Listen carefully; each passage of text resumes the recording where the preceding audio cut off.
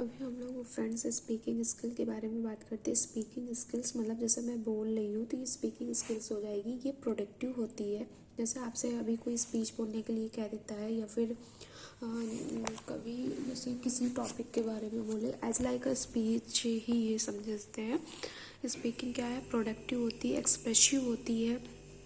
ये लर्निंग का crucial part होता है और मीज़र ऑफ नोविंग अ लैंग्वेज। और ये जानने की कोशिश की जाती है कि आप कौन सी लैंग्वेज जानते हैं, क्योंकि जब आप स्पीच देंगे या फिर जैसे आपको पता भी है कि आप जब किसी की भाषा में ही स्पीच देते हैं तो लोग आपसे ज़्यादा कनेक्ट होते हैं। तो ये एक माध्यम हो जाता है कि अपनी भाषा को, अपने शब्दों को या अपनी भावनाओं को व्यक्त करने के लिए स्पीकिंग स्किल में फिर से रिवाइज करते हैं क्या क्या आता है। ये प्रोडक्टिव होती है, एक्सप्रेसिव होती है और क्रूशियल पार्ट ऑफ लर्निंग होती है, मीज़र ऑफ नोविंग अ लैंग्वेज होती है। उसके बाद हम आते हैं रीडिंग स्किल में। रीडिंग स्किल क्या होती है, रिसेप्टिव स्किल होती है। रीडिंग, जब आप कोई चीज़ रीड कर रहे होते हो तो आप रिसीव कर रहे होते हो। अभी क्या है कि अगर आप अपनी बुक्स पढ़ते हो तो आप रीड कर रहे होते हो, और आप क्या कर रहे हो, बुक्स का नॉलेज ले रहे हो ना, तो आप क्या कर रहे हो, रिसीव कर रहे हो। यहाँ पर दो चीज़ें आती हैं, एक लाउड रीडिंग आती है और एक साइलेंट रीडिंग आती है। लाउड रीडिंग को हम लोग सस्वर पाठन कहते हैं। जब जैसे कभी कभी स्कूल्स में चिल्ला चिल्ला के पढ़वाया जाता है, या फिर कभी कभी आप लोग याद करते हो कोई चीज़ तो आप तेज़ तेज़ पढ़ पढ़ के कहते हो ना, मुझे तेज़ तेज़ पढ़ने के बाद ही याद होता है, तो उसे लाउड रीडिंग कहते हैं। और साइलेंट रीडिंग जब हम लोग बिल्कुल जैसे कोई बुक रखी, बस ना आप के लिप्स हिल रहा है ना आप कोई एक्टिविटी करो, बस आप शांति से पढ़ रहे हो, तो उसको साइलेंट रीडिंग कहते हैं। और हम लोगों को एक स्टार्टिंग में जब प्राइमरी स्कूल में हम रहेंगे तो बच्चे पर ज़्यादातर हमें लाउड रीडिंग पे ही जोर देना है। उसके बाद हमें बच्चे के अंदर साइलेंट रीडिंग को विकसित करना है, क्योंकि साइलेंट रीडिंग को ज़्यादा अच्छा माना गया है। क्योंकि छोटे छोटे बच्चों के लिए, ये जो प्राइमरी लेवल के बच्चे, उन्हें लाउड रीडिंग इसलिए अच्छा माना गया क्योंकि अभी हमें उन्हें उच्चारण उन्हें सिखाना है, क्योंकि LSRW में चारों चीज़ें लेके चलनी है, इस वजह से हमें लाउड रीडिंग कराना है। उसके बाद रीडिंग स्किल में एक आता है इंटेंसिव और एक आता है एक्सटेंसिव, जिसके बारे में मैंने पहले वीडियो में बात करी, फिर से मैं बात करती हूँ। इंटेंसिव का मतलब होता है कि जब आप डिटेल्ड स्टडी करते हो किसी भी टेक्स्ट की, इसमें आप डिटेल्ड स्टडी, वही बात फिर से मैं रिपीट करूँगी कि जब आपको कोई लेसन पढ़ाया जा रहा है, कोई अध्याय पढ़ाया जा रहा है, कोई टॉपिक पढ़ाया जा रहा है, तो आप क्या करते हो, उसके बारे में जितना दिया है उसको पूरा गहन अध्ययन कर लेते हो। उसमें क्या क्या चीज़ें, ये गहन अध्ययन, तो आप सिंपल से याद रखो, इंटेंसिव मतलब detailed study of the text, और इसमें आप क्या क्या सीखते हो, ये प्रोडक्टिव होती है। प्रोडक्टिव कैसे होती है, इसमें आप न्यू वोकैब्स भी सीखते हैं। जैसे आप NCERT की इंग्लिश की कोई भी बुक उठा लीजिए, जब आप उसको रीड करते हो तो आपको नई नई बुक्स, नई नई कोई ना कोई वोकैब्स मिल जाती है। ये आपके ग्रामर को सही करती है, कंप्रेhension भी आपको सही करती है। और फिर इसके बाद आते हैं हम लोग एक्सटेंसिव रीडिंग स्किल में। एक्सटेंसिव में क्या है कि एक्सटेंसिव नॉट डिटेल्ड। जैसे आप न्यूज़पेपर पढ़ते हो तो ये किसके लिए पढ़ो, प्लीज़र के लिए पढ़ रहे हो। कोई आर्टिकल आ गया उसको पढ़े जा रहे हो तो उसको एकदम से बिल्कुल याद तो ही ना करते। प्लीज़र मतलब आप खुशी से पढ़ रहे हो, आनंद के लिए पढ़ रहे हो, कोई नॉवेल पढ़ रहे हैं, ये सब आपका एक्सटेंसिव रीडिंग में आ जाएगा। उसके बाद हम लोग आते हैं स्टोरी मेथड से बच्चों को आप पढ़ा सकते हैं। स्टोरी मेथड, जब आप बच्चों को कोई स्टोरी सुनाते हैं तो बच्चा बहुत ध्यान से सुनता है। तो इसका मतलब है कि जो स्टोरी मेथड होता है ये क्रिएट इंटरेस्ट, लर्नर्स के अंदर इंटरेस्ट क्रिएट करता है। और ये एडवांस मेथड है, ओवर सेंटेंस मेथड है, एडवांस मेथड भी इसे बोला जाता है। और इसमें क्या है कि जब आप स्टोरी सुना रहे होंगे, हिंदी में सुना रहे हैं, इंग्लिश में सुना रहे हैं, तो आप कोई ना कोई सेंटेंस को कनेक्ट करो। एक राजा था और वो कपिल वस्तु का राजा था, या फिर उसको आप बोल रहे हो कि उसकी 4 रानियाँ थी और वो बहुत बड़ा राज करता था। ऐसे मतलब आप क्या है कि बहुत सारी चीज़ें उसकी कनेक्ट कर रहे हो, वो ईमानदार था, शासक था, या कुछ भी था, तो आप बहुत सारे बड़े बड़े सेंटेंस उससे कनेक्ट कर रहे हो, तो इसे advance method, over sentence method भी बोलते हैं। फिर उसके बाद आते हैं प्रीव्यू का मतलब क्या है कि आप दोबारा किसी चीज़ को जांच रहे हो, तो इसमें क्या आता है कि जैसे आप हेडिंग्स है, फोटो कैप्शंस हैं, रिव्यू कर रहे हो। तो यहाँ पे क्या है कि जैसे बच्चा है तो बस वो ऊपर ऊपर जांच लेता है कि जैसे छोटा बच्चा है तो सबसे पहले वो आपकी बुक तो पढ़ नहीं डालेगा, तो वो क्या करता है, वो पिक्चर से कनेक्ट होता है। तो उसको जो वो ऊपर ऊपर ऐसे ऐसे पिक्चर वगैरह देख लेना, हेडिंग्स देख लेना, इसको हम लोग प्रीव्यू बोलते हैं। फिर है प्रिडिक्टिंग। प्रिडिक्टिंग का मतलब होता है भविष्यवाणी करना। इसमें क्या है कि भविष्यवाणी आप कैसे करते हो, जैसे आपको एक सीटेट में भी पैसेज आया, ठीक है, उसमें वो ये बोल देता है कि जो पैसेज आपको दिया है उससे रिलेटेड इसकी कोई आपको शब्द दे देगा, मतलब वर्ड दे देगा, उससे आपको एक सैनोनिम्स या एंटोनिम्स देखना होता है। आपको इतने सारे सिनोनिम्स एंटोनिम्स याद तो हो नहीं सकते, तो क्या करते हो, जब आप कंप्रहेंशन पढ़ते हैं, जब आप टेक्स्ट पढ़ते हैं तो आपको समझ में आ जाता है, आप एक क्लू मिल जाता है। तो वो जो एक क्लू आपको मिल जाता है कि इसका ये सिनोनिम्स होगा, ये एंटोनिम्स होगा, यही प्रिडिक्टिंग कहलाता है, यही भविष्यवाणी कहलाता है। स्किमिंग के बारे में हमने बता ही दिया। क्विक सर्वे होता है जब आप कोई भी चीज़ थोड़ा थोड़ा ऐसे ऐसे करके पढ़ लेते हो। फास्ट रीडिंग होती है, जैसे नॉवेल पढ़ते हो, न्यूज़पेपर पढ़ते हो, ये स्किमिंग में आता है। स्कैनिंग में आता है जब आप क्लोजली पढ़ते हो, जैसे आप क्वेश्चन आंसर है वो क्लोजली पढ़ते हो। अभी आपको पैरा भी दिया गया तो आप क्या करते हो, पैरा को आप ऐसे स्किमिंग कर देते हो। जब भी आपको क्वेश्चंस पूछे जाते हैं तो आप क्या करते हो, स्कैनिंग करते हो। तभी कहा जाता है कि पैसेज करने के लिए, जब भी आप पैसेज करना स्टार्ट करें तो सबसे पहले आप क्वेश्चंस पढ़ें, क्योंकि जब आप क्वेश्चंस पढ़ेंगे तो आप उसको स्कैन करते हैं, आपके अंदर माइंड पे क्लिक होता है। अच्छा, फिर जब आप पैराग्राफ पढ़ते हैं तो आपको समझ में आता है कि इसके बारे में पूछा गया है। स्क्रिबिंग होता है। स्क्रिबिंग होता है जैसे छोटे बच्चों को आपने पेन दे दिया, ठीक है, आपने पेन दे दिया, हिला रहा, फिर उसने बड़ा लिख दिया, कहीं छोटा लिख दिया। कभी कभी अगर आपकी भी कोई नोटबुक छोटे बच्चे को दे दो और अभी कोई को भी दिखाओगे तो वो जान जाएगा, वो कह देगा छोटे बच्चे ने लिखा है क्या। तो इसको स्क्रिबिंग बोलते हैं। स्क्रिबिंग मतलब राइटिंग क्विकली एंड केयरलेसली, या अभी आप अपनी रफ कॉपी में लिखते हो तो वो भी एक तरह का स्क्रिबिंग ही है।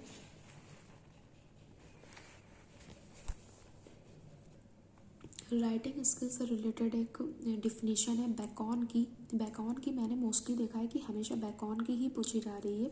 ये जो अभी पेपर चल रहे हैं इसमें बैकॉन की पूछी जा रही है। तो मेरा मतलब है कि आप डिफिनीशन ना याद करिए, क्योंकि डिफिनीशन नहीं पूछ जाती, बस ये पूछ जाता है कि स्टेटमेंट किसने कहा। तो ऐसे तो बहुत सारे राइटर हैं, उन्होंने बहुत सारी डिफिनीशन दी, लेकिन क्या मतलब बनता है कि आप बहुत सारी रट के जाएँ, लेकिन एक जो ज़्यादा पूछी जा रही है तो उसको कम से कम आप सुन लीजिए। और बैकॉन अगर आपको देखिए, जैसे 4 ऑप्शन है, आपको चारों नहीं आते, एटलीस्ट अगर आप, अब ऐसा तो है नहीं कि माइनस मार्किंग है तो आप छोड़ के आ जाओगे, कोई ना कोई क्लिक करना है तो बैकॉन ही क्लिक कर देना। आई थिंक मैं बैकॉन का नाम इसलिए ले रही कि शायद आपको जब आप ऑप्शन क्लिक करो तो आप जब ज़बरदस्ती में गलत ना करो, मतलब गलत, अब मुझे भी ये श्योर नहीं है, दूसरे की भी पूछी जा सकती है, लेकिन फिर भी मैं इसको पढ़ना चाहूँगी। Bacon says reading makes a full man.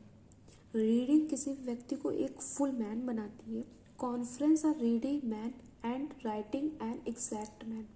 यहाँ पे आपको ये इस वजह से भी पूछी जा रही है क्योंकि जो आपकी LSRW है उसमें से 3 स्किल तो इन्होंने ऐसे ही यहाँ पे बोल दी। कह रहा जो रीडिंग है, reading makes a full man. जब आप कहते हैं ना किताबों का अध्ययन करिए, नॉवेल्स का अध्ययन करिए, किताबों का अध्ययन, किताबें क्या है, रीडिंग किसी व्यक्ति को फुल मैन बना रही है। फुल मैन मतलब कॉन्फिडेंट बना रही है, उसके अंदर नॉलेज ला रही है, अवेयरनेस ला रहा है। कॉन्फ्रेंस और रेडी मैन, और कॉन्फ्रेंस करने के लिए किसी व्यक्ति को रेडी कर रहा है। And writing an exact man, और जब आप राइटिंग करते हो तो आप एक एग्जैक्ट मैन, मतलब आपको पता चल, जैसे कहते नहीं है कि हम लिख लिख के याद करते हैं, या फिर कभी कभी आप नोट्स भी बना लेते हैं। तो यहाँ पर राइटिंग स्किल्स में उन्होंने बोला है कि reading makes a full man, conference a ready man. यहाँ पे कितने मैन की बात करी है, फुल मैन की बात करी, एक रेडी मैन की बात करी, एक एग्जैक्ट मैन की बात करी है। तो ये डिफिनेशन काफ़ी मतलब पूछने लायक तो है ही है कि इसमें कितनी, एक full man, ready man, exact man, reading makes अ। जब आप देखो क्या है कि जैसे आपने ऐसे लिखा, मैं बार बार ऐसे का ही, या फिर आपके यहाँ जब भी एग्ज़ाम्स होते थे 12th लेवल में या 10th लेवल में, या फिर जैसे MA या कहीं भी हुए, या B.Ed में हुए, BTC में हुए, DLED में हुए, वहाँ पे जब आप लॉन्ग क्वेश्चन लिखते हैं तो लॉन्ग क्वेश्चन में क्या होता है, किसी को ज़्यादा नंबर मिलते हैं, किसी को कम मिलते हैं। तो जो आपकी राइटिंग स्किल्स है, राइटिंग स्किल्स ही आपको एग्जैक्टली ये दर्शाती है, ये एक्सप्रेस भी करती है कि आप आपकी थिंकिंग क्या है उस बारे में, या फिर राइटिंग स्किल्स आपकी देखी जाती है, राइटिंग कैसी है, क्या है, आपने मैटर क्या लिखा है। तो writing an exact man, conference a ready man, reading make a full man. तो राइटिंग स्किल बैकऑन की डिफिनेशन की बात होगी। उसके बाद हम आते हैं फ्री हैंड ड्राइंग की। इससे नाम से आता है फ्री हैंड ड्राइंग। अभी क्या है, आप बिल्कुल फ्री हो। यहाँ पर क्या है कि draw freely and shapes of various size on large paper और शीट्स। अभी क्या है कि आपने फ्री मतलब स्वतंत्र हैं हैंड राइटिंग के लिए, हैंड ड्राइंग के लिए। तो आप कोई भी बड़ा पेपर है, छोटा पेपर है, A4 साइज़ है, छोटा है, तो आप उसमें आराम से पिक्चर कोई भी ड्रॉ कर सकते हो फ्री। फिर अब बात करते हैं होमोफोन्स की। होमोफोन्स में क्या है, डिफरेंट स्पेलिंग होती है और सेम साउंड होता है। आप जो होमोफोन्स है उसको आप दो भागों में, एक होमो और एक फोन्स।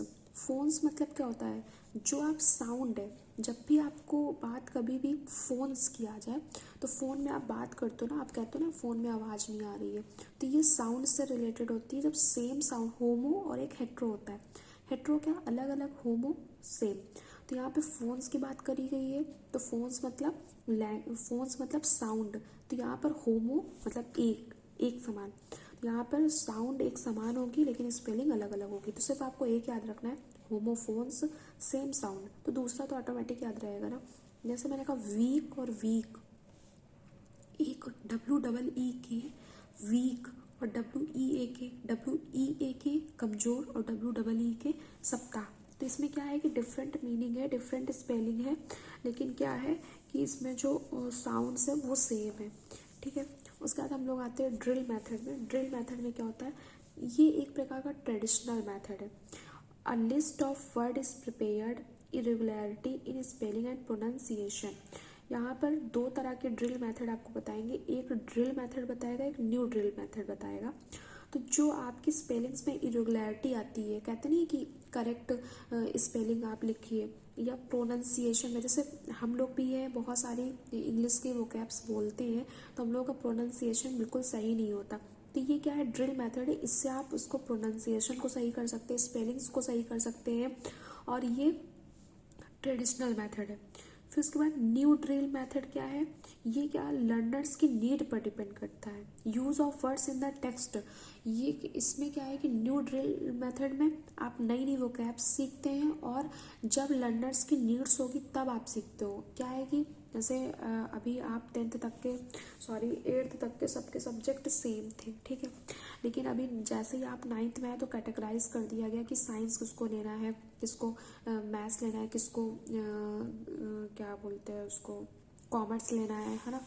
तो कॉमर्स, जैसे बाय द वे आपने कॉमर्स ले लिया, तभी कॉमर्स में आप इकोनॉमिक्स के इतने सारे टर्म्स पढ़ेंगे, न्यू न्यू वोकैब्स पढ़ेंगे। तो न्यू ड्रिल मेथड के उसमें क्या होता है कि बच्चे की जैसे नीड होगी, क्योंकि उसको उस वो फील्ड में जा रहा है ना, इकोनॉमिक्स की फील्ड में जा रहा है, कॉमर्स की फील्ड में जा रहा है, तो उसको वो लैंग्वेज की ज़रूरत है। नहीं तो अगर उसको वो चीज़ें नहीं पता होंगी तो वो उसमें कम्युनिकेट नहीं कर पाएगा, उसको समझ नहीं पाएगा, ना किसी को समझा पाएगा। तो depending on the need of the learners पे डिपेंड करता है। और यहाँ पे use of words in the text, और आप कैसे कैसे टेक्स्ट में क्या यूज़ है। चलो इसमें इतना नहीं आता, बस उतना ही आएगा कि इसे ये न्यू ड्रिल मेथड क्या है और ड्रिल मेथड। फिर आती है लर्निंग डिसेबिलिटीज़। इसमें कुछ डिसेबिलिटीज़ में हम लोग देख लेते हैं जो आपको कुछ तो आपको पता है। डिसकैल्कुलिया मैथ से रिलेटेड है। डिसग्राफिया, ये डिसग्राफिया जो आप इलिजिबल हैंड राइटिंग होती है, मतलब जो आप लिखते हो वो किसी को समझ ही नहीं आए, तो वो डिसग्राफिया होती है, ये नॉन वर्बल होती है। और डिसलेक्सिया, वो आपको पता ही है, डिसलेक्सिया आपको बार बार पूछे, जैसे पठन वैफल्य भी बोलते हैं। रीडिंग डिसेबिलिटी है, लैंग्वेज बेस्ड है ये। उसके बाद आती है अफेजिया। अफेजिया होती है डिलेड लैंग्वेज डेवलपमेंट। देखिए डिसलेक्सिया क्या है, रीडिंग डिसेबिलिटी है, लैंग्वेज बेस्ड ये भी है, लेकिन जो अफेजिया है इसमें क्या है, ये भाषा संबंधित है, लेकिन इसमें भाषा का जो डेवलपमेंट होगा वो बहुत धीरे धीरे होगा, इसे अफेजिया बोलते हैं। जबकि डिसलेक्सिया जो है वो रीडिंग डिसेबिलिटी है लेकिन लैंग्वेज बेस्ड है। और इसमें कुछ और चीज़ें नहीं मिली। APD, सबसे पहले APD की बात करते। ए मतलब ऑडिटरी प्रोसेसिंग डिसऑर्डर, यहाँ पर आपको सुनने में कुछ डिसऑर्डर्स आएंगे। LPD लैंग्वेज प्रोसेसिंग डिसऑर्डर, यहाँ पर लैंग्वेज संबंधित कोई चीज़ आएगी, कोई डिसऑर्डर आएगा। LAC लैंग्वेज अक्रॉस कैरिकुलम, आप जब कैरिकुलम मतलब पाठ चल रहा है आप पूरा कर रहे होंगे उस टाइम उस दौरान आपको कोई परेशानी आएगी, वो LAC में आती है। मोटा मोटा थोड़ा सा माइंड में डाले रहिए, अगर ऑप्शन आता है तो उसी के हिसाब से क्लिक कर देंगे। तो ए मतलब auditory processing disorder, LPD language processing, तो LPD आएगा तो लैंग्वेज डिसऑर्डर है, और ए आएगा तो ऑडिटरी मतलब कान से आपके रिलेटेड है। LAC लैंग्वेज अक्रॉस कैरिकुलम, सी मतलब कैरिकुलम से आएगा। ये कुछ तो वर्ड्स होते ही हैं, जैसे LSRW हो गया, C से कैरिकुलम हो गया, A से ऑडिटरी हो गया, O से ओरल हो गया, ये तो थोड़ा बहुत पता ही होना चाहिए। फिर आते हैं हमारे टीचिंग एड्स आते हैं, जिनको हम कहते हैं कि शिक्षण के लिए सहायक सामग्री क्या क्या होती है। तो सबसे पहले हम लोग बात करते हैं विजुअल एड्स की। विजुअल जिसे हम दृश्य सहायक सामग्री बोलते हैं। तो यहाँ पर मैंने दृश्य मतलब जिनमें आप सिर्फ देख सकते हो, उसमें कोई आवाज़ नहीं होती। और एक आता है ऑडियो एड्स जिसमें आप सिर्फ सुन सकते हो, और एक होता है ऑडियो विजुअल एड्स जिसमें आप देख भी सकते हो सुन भी सकते हो। तो ये आप हिंदी में सीढ़ी पे भी पढ़ चुके हैं, तो मैं इसमें कुछ ऐसी चीज़ें बताऊंगी जो मतलब क्योंकि छोटी छोटी तो पता है कि भाई ब्लैक बोर्ड है तो वो सिर्फ आप देख सकते हो, विजुअल हो जाएगा, ठीक है। और अभी जैसे ये ऑडियो चल रहा है तो ये ऑडियो विजुअल हो जाएगा। आप सुन भी रहे हो, आप देख भी पा रहे हो तो ऑडियो विजुअल हो जाएगा। सिर्फ जैसे ऑडियो है तो रेडियो आप सुन सकते हो, लेकिन कुछ चीज़ें आ जाती हैं इसमें थोड़ी सी दिक्कत होती है कि आपको पता ही नहीं क्या। तो विजुअल ऐड क्या है, एड्स मतलब दृश्य सहायक सामग्री आपकी आएगी। फ्लेनल बोर्ड, ये एक तरह का बोर्ड होता है जिसमें सिर्फ आप देख सकते हो। Static, stationery, film strip, slide projector और OHP आपके सिलेबस में भी रहा है, तो यहाँ पर ये सिर्फ विजुअल एड्स में आता है। तो OHP ओवरहेड प्रोजेक्टर था, ये आपके विजुअल में आता है, ये बिल्कुल याद रखिएगा क्योंकि सिलेबस में है तो आ सकता है। और जबकि मोस्टली बच्चे OHP को ऑडियो विजुअल में ही लगाएंगे, तो ये आप याद रखिएगा कि OHP हमारा सिर्फ विजुअल एड्स में आता है। फिर हमारे ऑडियो विजुअल एड्स में जैसे VCP आता है, VCP का फुल फॉर्म होता है वीडियो कैसेट प्लेयर, और VCD का वीडियो कॉम्पैक्ट डिस्क, ये आपको पता है। फिर आते हैं कुछ हमारे एड्स जैसे कंप्यूटर असिस्टेड लैंग्वेज आती है।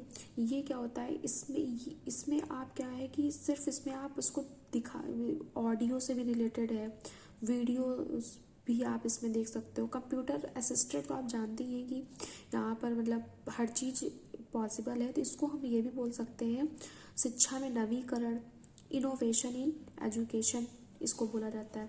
फिर सबसे ज़्यादा पूछने वाला रियलिया होता है, सॉरी हाँ रियलिया।